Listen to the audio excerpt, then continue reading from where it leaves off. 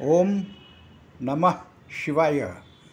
सर्वांगीण प्रसन्नता, प्रसन्न बाळंतपण. शिरीष पटवर्धन.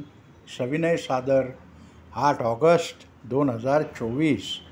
प्रसन्नता सदैव सर्वांसाठी हवी, असावी, गरजेची व आवश्यक आहे. गर्भधारणा आणि बाळंतपण हा काळ प्रसन्नता दृढ करण्याचा, सुरू करण्याचा योग्य काळ आहे. गृहिणी प्रसन्न तर घरदार प्रसन्न हे सांगणे न लगे. यासाठीचा रामबाण उपाय आषाढी एकादशीच्या शुभमुहूर्तावर सकाळ वाचताना लक्षात आला. ज्ञानेश्वर गाथेतील त्याच्यामध्ये 4 ओव्या दिल्या होत्या.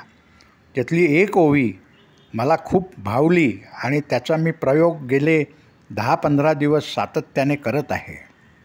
जीव शिव एक करी, जीव शिव एक करी, क्षमा शांती जरी धरी, क्षमा शांती जरी धरी.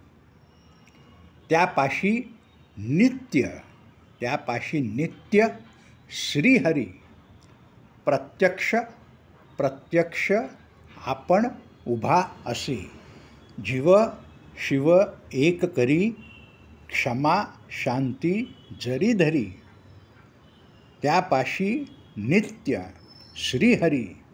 प्रत्यक्ष आपण उभा असे. यापेक्षा प्रसन्नतेची खात्री आपल्याला कोण देऊ शकेल? याबाबतचे अधिक विवेचन न करता पांडुरंग माऊली समर्थ कृपा आपणास अशी बुद्धी देव की या ओवीचा सदा सर्वदा वापर आपण पुढील 10 दिवस 15 दिवस करून पाहावा आणि स्वतः अनुभव घ्यावा. परत एकदा, जीव शिव एक करी, क्षमा शांती जरी धरी. त्यापाशी नित्य श्रीहरी. प्रत्यक्ष प्रत्यक्ष प्रत्यक्ष आपण उभा असे. श्रीराम. प्रसन्न बाळंतपण निःशुल्क विनामूल्य मोफत मार्गदर्शन दर गुरुवारी पुणे येथे असते. त्याचा लाभ जरूर जरूर जरूर घ्या. पूर्णविराम. श्रीराम. ओम नमः शिवाय.